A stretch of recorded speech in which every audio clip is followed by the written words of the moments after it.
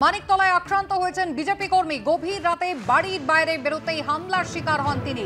শরীরে একাধিক ছুরির আঘাত নিয়ে এনআরএস হাসপাতালে ভর্তি ওই বিজেপি কর্মী।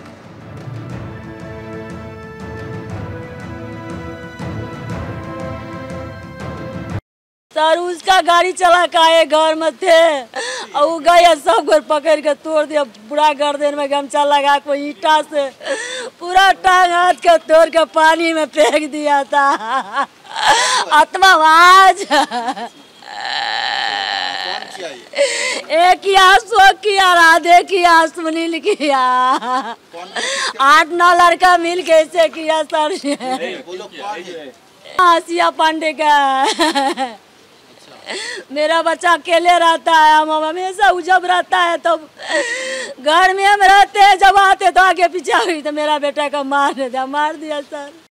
কান্নায় ভেঙে পড়েছেন আক্রান্ত বিজেপি কর্মীর মা। কথা বলবো আমাদের প্রতিনিধি সত্যজিৎ বৈদ্য রয়েছেন আমাদের সঙ্গে টেলিফোন লাইনে। সত্যজিৎ, কি ঘটেছে, কি অভিযোগ এবং কাদের বিরুদ্ধে অভিযোগ, কারা এভাবে হামলা চালালো?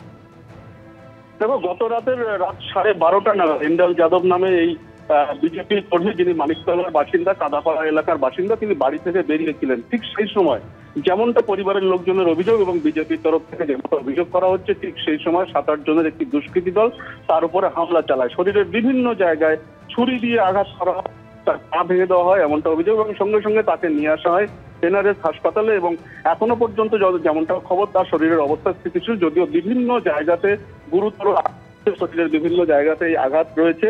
এবং যেমনটা অভিযোগ, ঠিক স্পষ্ট অভিযোগ বিজেপির তরফ থেকে যেমনটা বলা হচ্ছে যে সেখানে এই বিজেপি কর্মী বিজেপি করার অপরাধে তার উপরে চালানো হয় এমনটা অভিযোগ করা হচ্ছে, এবং তৃণমূল আশ্রিত দুষ্কৃতী দল এই হামলার সঙ্গে জড়িত অভিযোগ করা হচ্ছে। এবং রাত থেকেই তারা উৎপেতে ছিলেন বাড়ির বাইরে।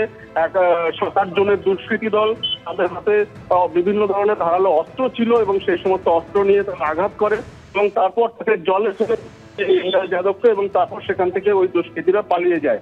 এবং এই ঘটনা জানাজানি হওয়ার পর পুলিশে অভিযোগ জানানোর চেষ্টা করা হয়, বারবার পুলিশের সঙ্গে যোগাযোগ করা হয়, যদিও সঙ্গে সঙ্গে পুলিশের কোনো ভূমিকা দেখা যায়নি এমনটাও কিন্তু অভিযোগ।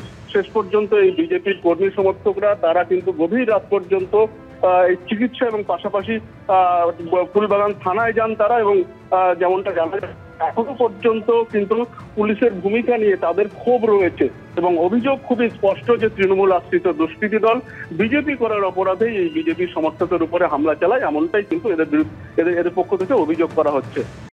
এখন ইন্দ্রাল যাদব আমাদের 31 নম্বর ওয়ার্ডে থাকে, বিজেপির কর্মী, এবং তার উপর নৃশংসভাবে যে আক্রমণ হয়েছে, তার পা ভেঙে গেছে, তার উপর ছুরি চালানো হয়েছে। এবং অভিযুক্ত যারা অশোক যাদব, নিখিল পান্ডে, রাধে যাদব, সুনীল আনন্দ, এরা প্রত্যেকেই তৃণমূল, নন্দু বলে আরেকজনের কথাও বলছে, প্রত্যেকেই এরা তৃণমূল আশ্রিত সব দুষ্কৃতী।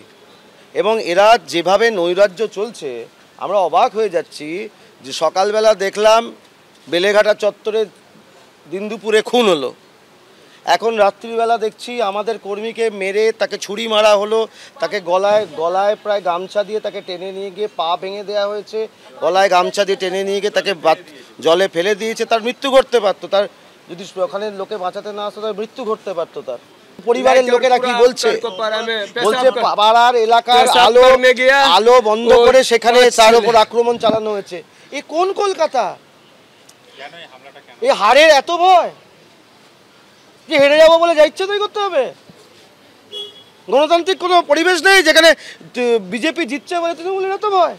এদেরকে ঝেঁটা হাতে মায়েরা যেমন বিদায় দিয়েছে সন্দেশখালী থেকে, এদের ঝেঁটিয়ে বিদায় দিতে হবে এবার। আগে প্রথম প্রায়োরিটি ট্রিটমেন্ট, এবং অবশ্যই এর বিরুদ্ধে আন্দোলন যতদূর নিয়ে যাওয়ার দরকার ততদূর আমরা নিয়ে যাব।